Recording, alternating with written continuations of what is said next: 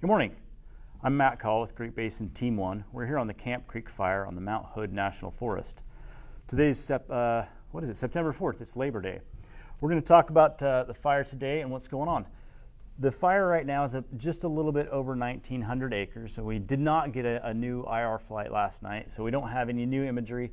But that's not a huge deal because we didn't get a lot of fire growth last night. So we're going to look at the paper map, and then we'll look at the cool the 3D map. So again, as far as the big area, we've got the 26 here. We've got Brightwood and Alder Creek, so you kind of know where the 26 is.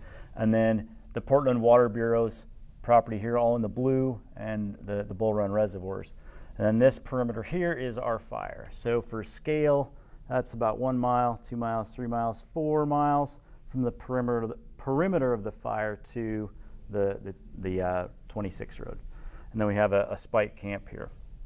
So we use this map quite a bit. We use it on our iPads and our phones, and we're able to zoom in on it and look at some details. And then we have a couple other products too that we use that allow us to have a real good amount of intelligence in the field, so we can kind of track our resources and what we're doing. So this is the perimeter of the fire. We're going to zoom in on that. The good news is it's raining today, and the bad news is it's raining today, or has rained.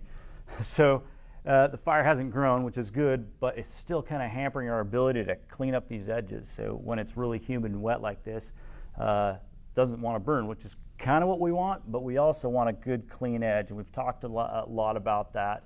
But our goal, to reiterate, is to kind of close these gaps. So we have fire line a constructed control line along this edge, and we want to close these gaps up. There's just too much fuel and too much, a large amount of work to go in there and go what we call direct, right on the fire edge. And a lot of hazard trees, we would put a lot of equipment and people at risk if we went and did all those little edges. So we just kind of use the things that we have in place, like the roads. The problem is we sort of have to wait for the weather to cooperate in order to do that little firing operation. So we've got some of those here, and then here we're waiting for the weather. Those crews are poised and ready to go. This is all plumbed. When we went out there yesterday, we've got water tanks and hose lines. We've got different videos we can post on our Facebook to show you all these different operations. So you kind of have a visual of what's going on. It's probably pretty hard to look out there and not see any smoke, but see that there's no more containment. We still are at 11%. So I'm sure a lot of people wondering, what's going on up there? So watch those videos, and it shows exactly what's going on up there. Lots of people still working and still progressing to help protect your communities, keep this fire as small as we can. So all this perimeter here all has a lot of the work done on it, where it's all kind of turned black. Where it's pink, that's where we're still working to get the line put in. Some of the good news is we do have this containment right here. I'll move this over so it's a little bit easier to see. So this contained line here is good cold black, just a little bit of smoke on the interior, and that's where the 11% comes in. When we have the opportunity, probably Wednesday or Thursday, we'll start burning here and then along these other areas. We've been able to go direct here, right on the edge of the fire, where that shows the M, and we have some hand line and some like dozer line, and we'll start mopping that up. It's got hose lines in it. We'll start mopping that up here shortly, and then it ties into another road. So this will probably turn black here in the next few days, and we'll have some more containment on the map. This piece here is a little more complicated, and we'll kind of show you what that terrain looks like. Our primary plan is to use this road because it's kind of the best option, but we're looking for options to go in here closer to the fire edge. It's just a complicated piece of ground. There's lots of trees, lots of hazard trees, and we want to kind of balance that risk-benefit component there. So we've got people in here looking at all of our options. In the meantime, we have a couple of pieces of line in here, dozer line, to kind of keep the fire in check, or to use to continue to build line closer to the edge. So we're looking at a lot of different options. Sorry about that rocking. Out here, we're opening the road up to create kind of what we call a shaded fuel break. Opens the fuels up, allows us to use those as containment lines if the fire should grow. We're not expecting any major growth or any significant winds. Even if we do get winds, we're kind of protected pretty much on every direction, regardless of which direction the wind might come from. Even if it's an east wind, we're pretty confident that what we have is going to help us contain this.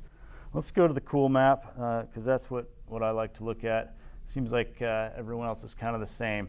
We didn't get a new imagery, so this is the one from yesterday, but the fire perimeter hasn't changed. We used the drones to do a little bit more intel for us and give us a few more of these data points on the outside. But this shows where the heat's at. So this is our fire perimeter. You can see these are our cloud cover that kind of creates some interference. So this is the 12 road. Here it's a pretty well defined fire break you can see, and then, or excuse me, this is the 14 road and the 12 road here and the 1210 road. And you can see even from a satellite view, those provide a good fuel break, and we're making them even better. This is where the edge of the fire, or excuse me, this is where the edge of the fire is black and cold and mopped up.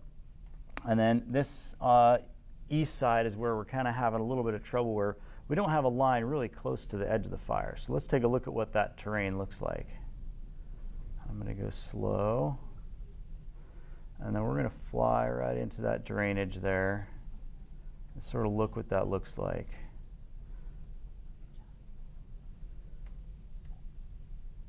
So now imagine if we need to construct a line down that hill and into that drainage. And our goal is to make a fire line that will hold the fire. We've got trees that are 150 feet tall. That's pretty hard work, and there's a lot of hazard trees, and it's pretty steep. So that's kind of where our complex problem is right now. So primary option, which we're doing, is this road system out there.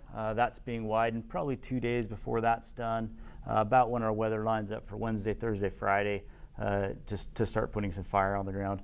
But this is kind of a challenge for us right now. We wish we could get a little closer to the edge of the fire, but it's a pretty steep piece of country. So that's kind of our dilemma for the next few days, see if we can get a little closer to the perimeter. Because everywhere else, we're really close to the edge, and we have good established line where we don't have to burn very many acres. And then again, let's zoom out so you can kind of see. Here's the 26 and all the communities, and then this is the power line right there. So you kind of see the distance away from it. So that's all we've got for you today. Hopefully we'll have a new IR for you tomorrow and another update with what's going on.